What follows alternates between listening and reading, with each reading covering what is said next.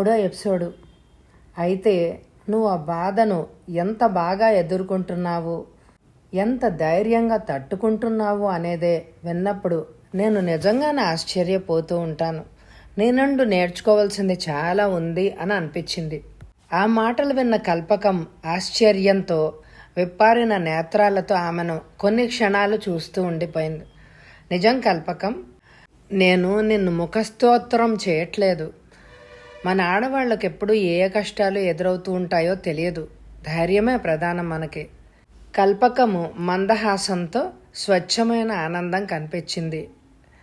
మా నాన్నగారి తర్వాత మళ్ళీ మీరే కనిపించారండి నన్ను మెచ్చుకునే వ్యక్తి. మన సంఘంలో శ్రమ విలువ, స్వశక్తి సాధన తెలిసిన వారు అరుదు. ఓ, నిన్ను మెట్ల మీదే నిలబెట్టి మాట్లాడుతున్నాను. రామ్మా. మేడ మీదకి వెళ్తుండే ఏవో శబ్దాలు వినిపించసాగాయి. చివరి గదిలో నుండి దువ్వెన్న, అద్దం, కప్పు, సాసరు, రకరకాల వస్తువులు ఎవరో విసురుతున్నట్టు వచ్చి పడుతున్నాయి. మా అబ్బాయికి కోపం వచ్చినట్టుంది. రండి, పర్వాలేదు అంటూ ఆవిడ త్వరగా లోపలికి నడిచింది. ఏమీ అర్థం కాని కల్పకం ఆమెను అనుసరించింది, కొంచెం జంకుతూ. గదిలో కుర్చీలో కూర్చున్న 14 ఏళ్ల అబ్బాయిని చూసి విస్మయంగా గడప దగ్గర నిలబడిపోయింది కల్పకం. అతడు విసిరిన వస్తువులన్నీ తీయమని పని మనిషిని పిలవబోయిన ఆవిడ ఆగి మళ్ళా తానే ఏరసాగింది. చిన్న స్వరంలో ఏడుస్తున్నాడు ఆ అబ్బాయి. నేనెవ్వరికి అక్కర్లేదు అని చిరాగ్గా జుట్టు పీక్కుంటున్నాడు. అర్థం కానట్టు చూస్తూనే కల్పకం కూడా కింద చిందరవందరగా పడి ఉన్న పుస్తకాలను తీసి టేబుల్ మీద సర్దసాగింది. నువ్వు అందరికీ కావాలి నాన్న. నువ్వు ఇలా అల్లరి చేస్తే నేను ఇంకా ఇలా ఎంతకాలం బ్రతకాలి చెప్పు. శాంతక్క ఇప్పుడే వచ్చింది ట్యూషన్ నుంచి. అదిగో ఆమె శాంతక్క టీచర్ కల్పకం గారు. తల్లి మాటలు వింటున్న అబ్బాయి ఏడుపు మాని కల్పకాన్ని చూశాడు 2 క్షణాలు తదేకంగా. కల్పకం చిరునవ్వు మొహం చూస్తూ అతడి వదనంలో క్రోధం మాయమై చిరు దరహాసం ప్రవేశించింది. నమస్కారం అండి అన్నాడు మెల్లగా. నమస్కారం అంటూ అతడి దగ్గరగా వెళ్ళి శిరస్సుని నిమిరింది ఆమె. అపరాధం నాదే బాబు. నాతో మాట్లాడుతుంటే మీ అమ్మగారికి కింద ఆలస్యమైంది. కల్పకం మాట తీరు నచ్చినట్టుగా ఆ బాలుడి వదనం వికసించింది. నీ పేరేంటి బాబు? రవి. చక్కటి పేరు. ఈ పుస్తకాలన్నీ నువ్వే చదువుతున్నావా? ఇంకా ఎన్ని ఇచ్చినా చదువుతాను. అయినా మీరే చెప్పండి, ఈ పుస్తకాడు కూడా లేకపోతే ఇక్కడొక్కడిని ఎలా బ్రతకాలి? కల్పకం ప్రశాంతంగా నవ్వింది. అతడి దగ్గరగా కూర్చుంటూ, పుస్తకాలు ఉంటే అసలు మనం ఇక ఒక్కళ్ళం ఎలా అవుతాం? ఆ ఒక్కొక్క గ్రంథంలో ఉన్న ఎందరు మనుషులు మన చుట్టూ తిరిగి మాట్లాడుతూ ఉంటారో మనతో. ఆ మాటలు కూడా అమిత ఆనందాన్ని కలిగించినట్టు చూశాడు ఆ అబ్బాయి. నిజం, నాకైతే పుస్తకాలు చదవడం మహా ఇష్టం. కానీ ఇన్ని పుస్తకాలు నా జీవితంలో ఎప్పుడూ లభించలేదు. నాకు నువ్వు అదృష్టవంతుడివి. మీ అమ్మగారు ఇన్ని కొనిపెట్టారు నీకు. రవి విస్మయంగా చూశారు. ఓ అన్నాడు ఏమిటో అర్థమైనట్టు. పోనీ రవి, ఇవి తీసుకొని మీరు కూడా చదువుకోండి. థ్యాంక్స్. అంతలో ఏదో గుర్తొచ్చినట్టు ఆలోచిస్తూ మళ్ళీ అడిగాడు. మరి అంత చదవకుండా మీరు అంత గొప్పగా పాఠాలు ఎలా చెప్తారండి? శాంతక్క మీ పాఠాల గురించి ఎంత గొప్పగా చెప్తుందో తెలుసా? ఆ ఇద్దరి సంభాషణను మురిపంగా చూస్తూ నిలబడింది రవి తల్లి. ఎవరో పిలుస్తుంటే అటువైపు చూసింది. కరుణమ్మ గారు, ఈరోజు ఆలస్యమైపోయిందండి. ఏది బాబు నిద్రలేచాడా అంటూ ప్రవేశించిన స్త్రీ రవి కోసం నియమించబడ్డ ఆయాగా గుర్తించింది. అసలు నీకు ఆలస్యం కాందెప్పుడు? నీ ఇష్టం వచ్చినప్పుడు వస్తావు. నేను ఇక్కడ చచ్చినట్టు పడుంటాను అన్నాడు రవి అతి కోపంగా. కొంచెం త్వరగా రావాలమ్మా. అబ్బాయి అనారోగ్యం సంగతి తెలుసు కదా అని కరుణ అంటుండగానే ఆయా వదనం క్రోధంతో మారిపోయింది. బాగుందండి, మాకు ఇంటి దగ్గర పనులు ఉంటాయి, పిల్లలు కూడా ఉంటారు. ఇక ఎప్పుడు ఇక్కడే కూర్చోనా అంది. ఆమె ప్రదర్శిస్తున్న అగౌరవ తిరస్కార ధోరణికి ఎవరికి వారే నివ్వెరపోయినట్టు కరుణా కల్పకం ముఖాముఖాలు చూసుకున్నారు. రవికి కోపం ఉధృతంగా వచ్చింది. పో, ఎప్పుడు ఇంటి దగ్గరే ఉండు. నీ అవసరం ఉందనే కదా ఆ రకంగా మాట్లాడుతున్నావు. పో అమ్మ, ఆ మనిషికి డబ్బులు ఇచ్చి పంపే, నాకొద్దు. రవి, తప్పు కరుణ మందలింపుగా అన్నది. కానీ రవి వినిపించుకోలేదు. పో అమ్మ, నాకేం ఆయా అక్కర్లేదు. కుంటుకుంటూ ఎట్టగో నడుస్తాను. ఆయా కూడా తక్కువ కోపమేమీ లేదు. ఆ పోతాలేండి, ఎంతకాలం మీరిచ్చే డబ్బే తిన్నామా, ఎంత మాత్రపు నౌకరీ నాకు ఇంకెక్కడా దొరకదనుకోకండే, ఇవ్వండి నా డబ్బులు ఇలాగా. కరుణ మౌనంగా 200 ఇచ్చింది. ఆయాకు జీతం దండిగా లభిస్తోందని గ్రహించింది కల్పకం. మన అవసరాలను బట్టి నౌకర్లు పీడించుకు తింటారు అని తనలో తాను అనుకుంటూ కరుణ కుమారుడి అవసరాలు చూడ్డానికి నిమగ్నురాలు అవుతూ ఉండగా గమనించింది కల్పకం.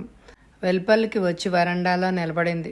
అక్కడి నుండి కింద పెద్ద ఆవరణలో నిండుగా ఉన్న చెట్లు మొక్కలు కన్నుల పండగగా కనిపిస్తున్నాయి. ఆ మొక్కల్లో ఒక మాలి పనిచేస్తున్నాడు. మేడ మీద వరండాలోనూ డాబా పైన కుండీల్లో ఉన్న మొక్కలకు ఒక స్త్రీ వచ్చి నీరు పోస్తోంది. కింద గదిలో వంటాం పనిచేస్తోంది.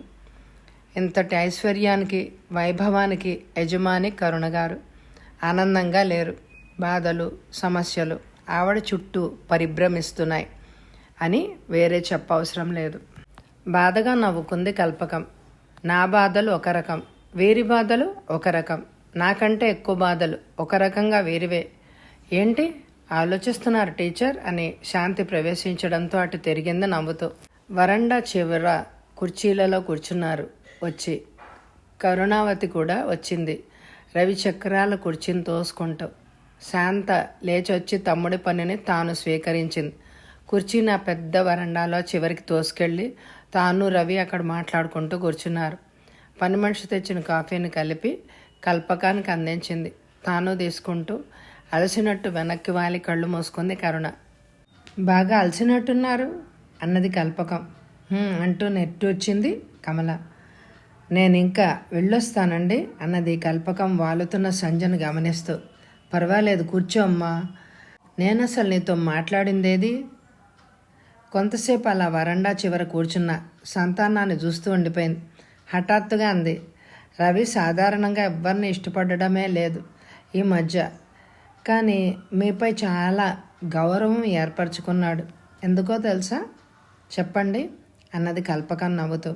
రవిని చూడగానే ఎవరైనా ఆ ఆసక్తత ఎందుకు వచ్చింది, అతడి చెయ్యి కాలు ఎందుకు పనిచేయడం లేదు అని ప్రశ్నలు కురిపించేవారే. నువ్వు అడగకపోగా అదేమీ అంత లెక్క చేయాల్సిన సంగతి కాదు అన్నట్టు ఇతర విషయాలు మాట్లాడడంతో రవికి ఉల్లాసంగా ఉంది. ఆ అబ్బాయి వింటుండగా అడిగితే మరింత మానసికంగా కృంగదీయగలదు. మీరు ఎవ్వరిని కూడా ఆ అబ్బాయి ఆసక్తత గురించి అతడు ఎదుట మాట్లాడనీయరాదు.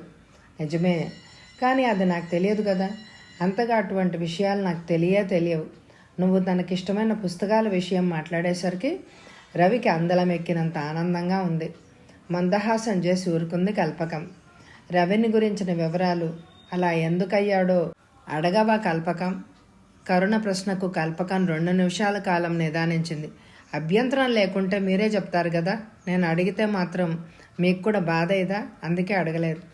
నీ నిదాన స్వభావం నాకు నచ్చింది కల్పకం. అందుకే శాంత మాటలపై నమ్మకం ఏర్పరచుకొని నేను పిలిపించాను. నా నమ్మకం ఒమ్ము కాలేదు. కల్పకం కూడా మౌనంగా ఎదురుచూసింది కరుణ ఏం చెప్పబోతుందో అని. కలకత్తాలో ఒక ప్రమాదంలో వాళ్ళ తండ్రి పోగా రవి అవిటివాడయ్యాడు కల్పకం. ఆ విషయంలో ఇంకా వివరాలతో విసిగించను. అలాగా, రవి ఎటువంటి అవసరాలతో ఉన్నాడిప్పుడు అడిగింది కల్పకం. సరిగ్గా నడవలేడు, కుడి చేయి కూడా సరిగ్గా ఏమీ పట్టుకోలేని స్థితిలో ఉంది. కానీ కొన్ని మందులు వాడుతున్నాం. మంచి పరిశ్రమ ఉంటే క్రమంగా కాలు చెయ్యి సరవుతాయని డాక్టర్ అన్నమాట. ఎంత విచారంలోనూ అదే నా ఆశ. ఆ ఎక్సర్సైజులు చేయించే పాఠశాలలు ఉంటాయని నేను ఏదో పేపర్లో చదివాను. అవును, కానీ నాకు అన్నీ సమస్యలే. పిల్లాడిని అంత దూరాల్లో ఉంచే ఏర్పాటు చేయడానికి కానీ అవసరమైనప్పుడు వెళ్ళి చూడడానికి కానీ నాకెవరూ లేరు కల్పకం. మాకు మేమే దిక్కు. నాకు ఆ 2 పిల్లలు, వాళ్ళకి నేను అంతే. బంధువుల్లో కూడా ఎవ్వరిని నేను నమ్మను. వాళ్ళ ప్రేమ డబ్బు మీదే. నేను వితంతు అయ్యాక నా డబ్బు తిన్న అందరూ ముఖాలు చాటేశారు. అటువంటి వాళ్ళు నన్ను తప్పక మోసగిస్తారేమో కానీ సహాయంగా నిలబడరు. అవునండి, తండ్రి హఠాత్ మరణం నుండి తేరుకొని రవి ఎప్పుడూ చిరాగ్గా ఉంటాడు. తండ్రితో పాటు తాను ఆ ప్రమాదంలోనే మరణించక ఇలా అవిటివాడిగా మిగిలినందుకు తనపై తనకే కోపం. సాటి పిల్లలంతా ఆడుకోవడం చూస్తూ ఉంటాడు. ఆ కిటికీ దగ్గర కూర్చుని తన అశక్తతపై, నిస్సహాయంపై క్రోధం ప్రదర్శిస్తాడు. తనతో ఎప్పుడూ ఎవరో ఒకరు మాట్లాడుతూ దగ్గరుంటే కొంత సంతోషంగా ఉంటాడు. ఇటువంటి స్థితిలో రవిని నేను దూరంగా ఇంకెవరి శిక్షణలోనో ఉంచలేను. తండ్రి మరణం కళ్ళారా చూసిన స్థితి నుండి ఇంకా తేరుకొని వాడు తల్లిని కూడా చూడకపోతే ఇంకా పిచ్చెక్కిపోతాడు కదా. మీరు చాలా దూరం ఆలోచించారండి. అవును కల్పకం, అందుకే రవికి ఎవరైనా ఎప్పుడు దగ్గర ఉండే వాళ్ళ కోసమే చూస్తున్నాను. ఆ ఉద్దేశంతోనే ఆయాన్ని నియమించాను. చూసావు కదా ఎలా ప్రవర్తించి వెళ్ళిందో. మీ నాన్నగారు మంచి ఉపాధ్యాయులు అని విన్నాను. కాలేజీ లెక్చరర్ చేసి ప్రస్తుతానికి రిటైర్ అయ్యారండి. ఆయనకి ఎందరో తెలిసిన వాళ్ళు ఉంటారు. ఎవరైనా రవికి మధ్యాహ్నం, సాయంత్రం ఇక్కడికి వచ్చి పాఠాలు చెప్పేవాళ్ళు దొరుకుతారేమో, ప్రయత్నించమ్మా. తప్పకుండా చెప్తానండి అని వెంటనే అంది. రవి ఎటు రాయలేడు కనుక ముఖతః బోధించడానికి మాత్రమే. అక్కడ 9వ తరగతి చదివేవాడు. చాలా తెలివైన వాడుగానే కాన్వెంట్లో పేరు, ఇంగ్లీష్ నాలెడ్జు, జనరల్ నాలెడ్జు, చరిత్ర పాఠాలు ఇలాగా ఒకటనేంటి అన్నిట్లోనూ ఫస్ట్గా ఉండేవాడు. ఓర్పు, ప్రేమ గలవారు అవసరం. జీతం ఎంతైనా నేను ఇచ్చుకోగలను. ఈ ఒంటరిపాటు నుంచి రవికి విముక్తి కావాలమ్మా కల్పకం. ఈ విషయం నేను వచ్చి మీతో మాట్లాడాలి, కానీ రవి కారణంగా నేను ఇల్లు కదలలేక నిన్నే పిలిచాను. వింటున్న ఆమె మనసు బాధగా మూలిగింది. రవిని, శాంతను ఎంతెంత పెద్ద చదువులు చదివించాలనుకున్నామో, ఎంతో గొప్ప ఉద్యోగాలు చేయించాలి అని అనుకున్నాం.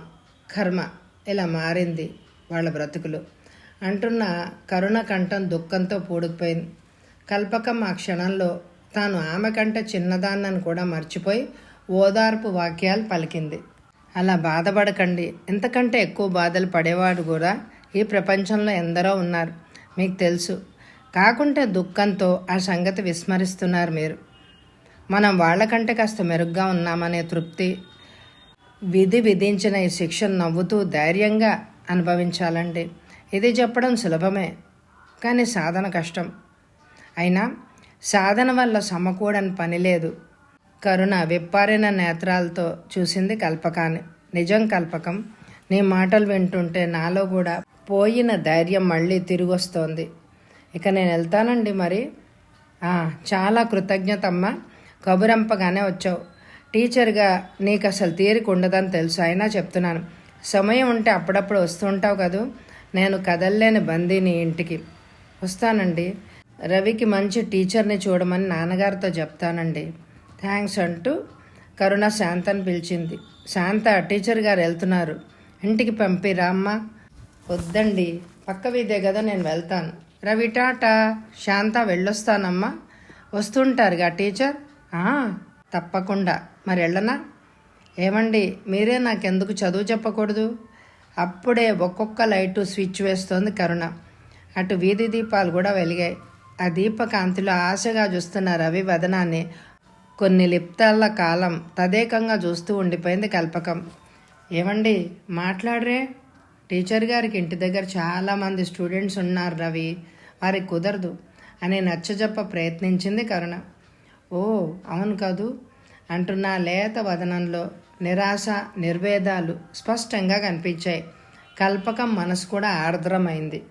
తాను చిన్నతనంలో బలహీనతల్ల నల్లని రూపం వల్ల సాటి పిల్లలు తోసిపారేస్తూ ఒంటరిగా దూరంగా బ్రతికిన రోజులు ఎన్నో. ఈనాటికి తన బాధ, తన జీవితం ఒంటరినే. రవి అనుభవిస్తున్న ఈ ఏకాకితనం అంతకంటే ఘోరమైంది. అయితే అతడికి తాను ఏ విధంగా సహాయం చేయగలదు అని ఆలోచించింది. ప్రకాశంగా అంది, నీకు టీచర్ కుదిరే వరకు నేనే అప్పుడప్పుడు వస్తుంటానే రవి. మరి నేను చెప్పగల పాఠాలు నీకు నచ్చుతాయో లేదో. నువ్వు చాలా గొప్ప గొప్ప చోట్ల చదివి వచ్చావు కదా. పర్లేదండి, తప్పక నచ్చుతాయి. తప్పకుండా రండే, టాటా అంటూ అతి ఉత్సాహంగా అన్నాడు రవి. వీధి గేటు వరకు సాగనంపి వచ్చిన కరుణ కూడా మరీ మరీ చెప్పింది, నువ్వు తప్పక వస్తూ ఉండమ్మా. చదువు సంగతి తర్వాత, ముందు స్నేహమే ప్రధానం. నిన్ను చూస్తేనే రవి బాగవుతాడు అని అనిపిస్తోంది. నీకున్న తెలివి, నువ్వు ఎంతటి పాఠాలైనా చెప్పగలవు. ఇంటికొచ్చే దారిలో ఎన్నో ఆలోచనలు కల్పకం మనసులో. అన్నిటికీ మించి ఆమెకు అందలమెక్కినంత ఆనందంగా ఉన్న విషయం కరుణ ఆదరణ. కన్న తల్లి కూడా అర్థం చేసుకోలేని తన యోగ్యతను ప్రథమ పరిచయంలోనే ఒక నూతన వ్యక్తి గుర్తించడము అనేది ఎంత ఆశ్చర్యం. ఇది వాళ్ళ అవసరార్థం చేస్తున్న స్నేహంలాగా లేదు. ఐశ్వర్య గర్భము, డబ్బుందని అహంకారాలు లేని వాళ్ళ తీరే చెప్తోంది. కానీ ఇంటికి వెళ్ళి చెప్పగల సమయం నేను ఎలాగో ఏర్పరచుకున్నప్పటికీ వెళ్ళి అనుమతి ఇంట్లో లభిస్తుందా? సాయంత్రం వెళ్ళినప్పుడే నా మాటలు అన్న అమ్మ ఇప్పుడు ఏమంటుందో. కల్పకం భయాలన్నీ నిజమయ్యాయి. తల్లితో పాటు అన్నలు కూడా కారాలు మిరియాలు నూరుతున్నారు ఆమె ఇల్లు చేరేసరికి. ఇదంతా అసలు నాన్నగారు ఇచ్చిన అలుసు. దానికి మహా గర్వపోతుగా తయారవుతోంది. ఎవరి లెక్క లేకుండా. చీకటి పడ్డాక పెత్తనాలేంటి? అసలు ఇప్పుడు ఎవరింటికి వెళ్ళిందంట అంటోంది సుందరి. ఇప్పటికే మా అత్తగారంతా నవ్వుతున్నారమ్మా, పెళ్లి వయసు దాటిపోయిందంటూ. ఈ మాటలు అప్పుడే లోపలికొచ్చిన కల్పకం విని కోపం ప్రదర్శించకుండా ఉండలేకపోయింది. వాళ్లకు నీకు నా గోల ఎందుకు? కానీ నిన్ను కోడలుగా పొందినందుకు వాళ్ళు ఎంత విచారిస్తున్నారో అందుకేం చేయాలో ఆలోచించు. నువ్వు నీ భర్త స్వతంత్రంగా బ్రతకలేక ఆ ఇంట్లో అత్తారి నీడన పడి ఉంటున్నారని కూడా అనుకోవచ్చు ప్రపంచం. దానికేమైనా ఉపాయం ఆలోచించు. చూసావా అమ్మ ఎంత మాట అందో? పొగరు కాకపోతే ఏమిటి? పొగరు కాదక్క, నాకు పెళ్ళవని మాట ఎంత నిజమో నీవు పెళ్ళైనా ఇక్కడే పడుండి నాన్నగారి బరువు పెంచడము అంతే నిజం. నా గురించి లోకం నవ్వని, ఇంకేమైనా ఏడవని పర్వాలేదు. నువ్వు మాత్రము విచారించకు. నేను తల్లిదండ్రుల మీద ఆధారపడక ఎదురు వారికి సహాయమే చేస్తున్నాను. నువ్వు గ్రహిస్తే అంతే చాలు. సుందరి కూడా భయపడింది. తాను ఇంట్లో భర్తతో సహా ఉండి భారంగా ఉన్నమాట నిజమే అయినా ఆ విషయం కల్పకం పదే పదే చెప్పడం, అందువల్ల అన్నదమ్ములకి కానీ తల్లిదండ్రులకు కానీ అది మనసుకు పట్టి తనను అత్తారింటికి తనివేస్తే అక్కడ ఇక్కడలాగా జరగదు.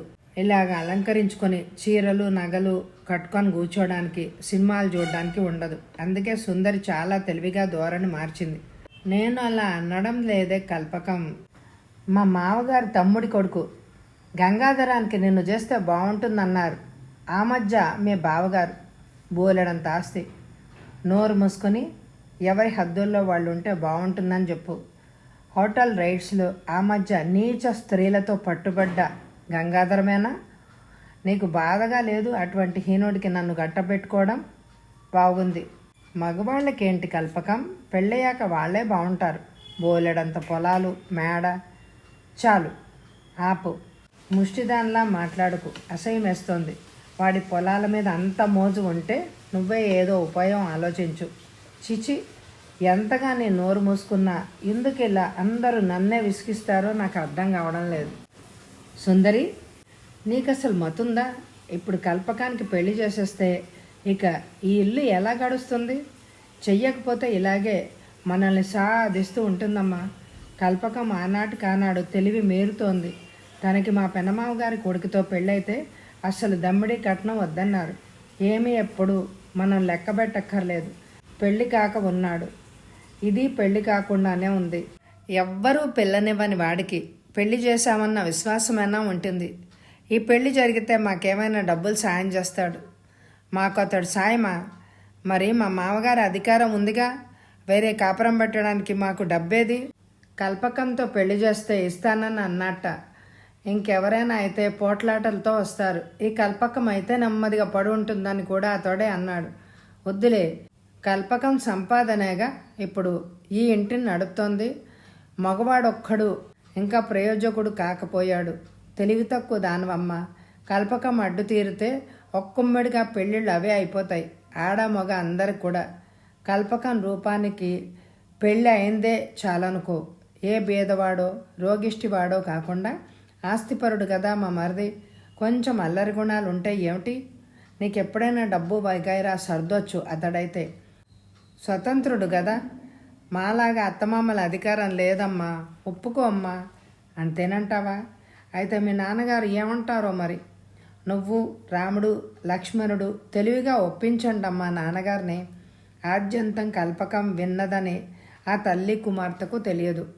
కల్పకం మనస్ఫూర్తిగా విరిగిపోయింది.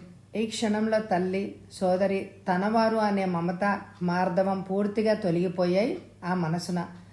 తమ స్వార్థానికి నిన్ను బలిపెట్టబోయేవాళ్ళు నీ వాళ్ళు ఎందుకు అవుతారు? వీరి కోసం నీవెంత శ్రమించినా విలువలేదు, ఎంత ప్రేమించినా ఫలితం లేదు, ఎంత బాధ్యత మోసినా గుర్తింపు లేదు.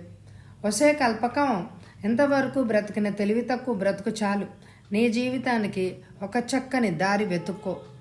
అసమర్థులను ఆధారంగాను, సమర్థులైన సంపాదించేవారిని యంత్రంగానూ చూసే నీ తెలివి తక్కువ తల్లి వల్ల నీకు మేలు జరగకపోగా కీడే వాటిల్లే ప్రమాదం ఉంది. ఈ ప్రమాదం నుంచి నిన్ను నువ్వు మాత్రమే కాపాడుకోగలవు అని అంతరాత్మ హెచ్చరించింది కల్పకానికి. అందరిది తలోదారి అయిన ఆ వ్యక్తులను నావారు అని అనుకోవడంలో ప్రయోజనం ఏమీ లేదు. తగుగా మాట్లాడి కూడా ప్రయోజనం లేదు. వీళ్ళతో పోట్లాడి కూడా ప్రయోజనం లేదు. మిక్కిలి ప్రమాదకరం కూడా అని ప్రబోధించుకుంది తన అంతరాత్మ. అందుకే ఎవరేమన్నా మౌనంగా ఉంది. తండ్రికి మాత్రం చెప్పింది భోజన సమయంలో. రవిని గురించి విన్న పాపారావు గారు చాలా బాధపడ్డారు. తెలివైన వ్యక్తులందరూ చదువుకోవాలని, ఇతోధికంగా తన వారికి, తన దేశానికి ఉపయోగపడాలని భావిస్తారు. సరేలమ్మా, చూద్దాం, ఎవరైనా దొరుకుతారేమో, తప్పక ప్రయత్నిస్తాను అన్నాడు. ఆ రాత్రి కల్పకం నిశ్చింతగా నిద్రించలేకపోయింది. నిర్దిష్టం లేని ఎన్నో యోచనలు ఆమె మనసుని అశాంతిపరుస్తున్నాయి. నాకు వివాహం మీద కోరిక లేదు, అందరిలాగా అలంకారాల మీద కూడా మోజలేదు. ఇంకా ఇంకా చదవాలని, ఆ చదువు సార్థకం చేసుకోవాలని ఉన్నా తనను ఎవ్వరూ ఇక ఏనాటికి అర్థం చేసుకోరు. నేను ఇలాగే మందకొడిగా ఉంటే అంతా కలిసి నా జీవితాన్ని అక్క చెప్పినట్టు ఏ అసమర్థుడికో ముడిపెట్టి నిరర్ధకంగా చేసేస్తారు. ఎవ్వరు ఏం చెయ్యాలన్నా నిలవడానికి నిశ్చింతగా ఉన్న నీడ, ఎవరో ఒకరి సహకారం అవసరం కదా. మరి పూర్తిగా ఒంటరిదానను, ఏమాత్రం సహకారం లేని దాన్ను నేనేం చేయగలను? సహకారము, సహాయము లేకపోగా నేను ఏర్పరచుకునే దారికి కూడా అడ్డొస్తున్నారు. ఏం చెయ్యాలి? ఈ ఇంట్లో, ఈ కుటుంబంలో ఇక నాకు భవిష్యత్తు అంటూ ఉండబోదు, అది నిస్సందేహం. మరి ఏ విధంగా, ఏ ఆధారంతో బయట ప్రపంచంలో అడుగు పెట్టగలను? బయట ప్రపంచం ఒక్కసారిగా ఒడలు జలజరించినట్టయింది. ఆ ఆలోచన మాత్రానికే మేను కంపించిపోయింది. బాధగా తనలో తానే నవ్వుకుంది. ఎందరో యువతులు, స్త్రీలు ఇళ్ళు వదిలి పారిపోతారు. బయట ప్రపంచ ఆలోచన లేకుండా వారిని అవహేళన చేస్తుందే కానీ ఎవరి వెనక ఎంత కష్టం ఉందో, ఎటువంటి నిర్భర పరిస్థితులు ఉన్నాయో ఎవరికి ఏమాత్రం తెలుసు? అందుకే కదా చాలామంది ఆత్మహత్యలు చేసుకునేది. ఆత్మహత్య ఎందుకో ఆ ఆలోచనలకు తానే భయపడిపోయింది. లేచి కూర్చుంది. గోడకున్న పాత గడియారం 3 గంటలు కొట్టింది. ఇంట్లో అందరు నిశ్చింతగా నిద్రపోతున్నారు. ఎవరికి ఏ చీకు చింత లేదు. నేను మాత్రం ఇంట అందరి వల్లనే పుట్టిందాన్నైనా మానసికంగా, శారీరకంగా ఎందుకు ఇంత బాధపడుతున్నాను? అసలు దానికి కారణం ఏంటి? పరిష్కృతి ఏంటి? ఎప్పటికైనా నా వేదనలను, ఆవేదనను పోయే మార్గం లభిస్తుందా? లేచి మంచినీళ్ళు తాగి నిద్రపోవాలని ప్రయత్నించింది కల్పకం. తెల్లవారుజామునే లేచి ఏ పుణ్యగ్రంథమో చదువుకునే అలవాటు కల్పకానికి తండ్రి నుండి చిన్ననాడే అలవాడింది. ఈనాడు మాత్రం ఆ అలవాటుకు భిన్నంగా ఆలస్యంగా నిద్రలేచింది. ఇంట బాధ్యతగా ప్రవర్తించే కల్పకం మాత్రం ఈ విషయంలో కూడా అందరికీ భిన్నంగా చీకటితోనే లేచి తల్లికి పనుల్లో సాయం చేసేది. తర్వాత కొద్దిసేపు రామాయణంలో కొన్ని పుటాలు చదివేది. చిన్నతనంలో ఈ భక్తి ఏమిటని ఎవ్వరు హేళన చేసినా ఆమె ఖాతరు చేసేదే కాదు. ఈరోజు ఆలస్యంగా లేచినందుకు బాధపడుతూ త్వరగా లేచి మొహం కడుక్కొని కూర్చుంది. ఇంటి పనికి ఇటీవల ఒక పని మనిషిని తానే ఏర్పరిచింది. ఆ పని మనిషికి 3 సంతానానికి తాను ట్యూషన్స్ చెప్పే ఏర్పాటు మీద తాను ఒకనాడు పనిలో అరిగి అలసిపోయినట్టు ఈనాడు చెల్లెళ్ళు అలసిపోనక్కర్లేదు. అందువల్ల నీరసంగా ఉన్న వంటిట్లోకి వెళ్ళలేదు. కాఫీ కూడా అడగలేదు. అలాగే మంచం మీద కూర్చుంది. కానీ ఊహించని విధంగా తల్లి కాఫీ గ్లాసుతో తన దగ్గరికి రావడం చూసి ఆశ్చర్యపోయింది కల్పకం. ఏంటి ఆలస్యంగా లేచావు? ఒంట్లో బాగాలేదా? ఈ ఆప్యాయత తన జీవితంలో ఇంతవరకు ఎరగదు. ఆమె తన తల్లేనా అనే ఆశ్చర్యంతో తల మొలకలవుతోంది కల్పకానికి. ఇందమ్మ కాఫీ, మళ్ళీ రోజంతా పిల్లలతో అరుస్తూ ఉంటావు, నీకు అసలు సుఖమేది అంది తల్లి. మరి వచ్చే ఎపిసోడ్లో ఈ కల్పకం బాధలు తీరే సమయం ఆసన్నం అవుతోంది. అదేంటో తెలియాలంటే ఈ ఎపిసోడ్కి తక్కువ లైకులు వస్తున్నాయి, దయచేసి ఎక్కువ లైకులు ఇవ్వండి. వచ్చే ఎపిసోడ్లో కలుసుకుందామా మరి. Thank you very much my dear friends.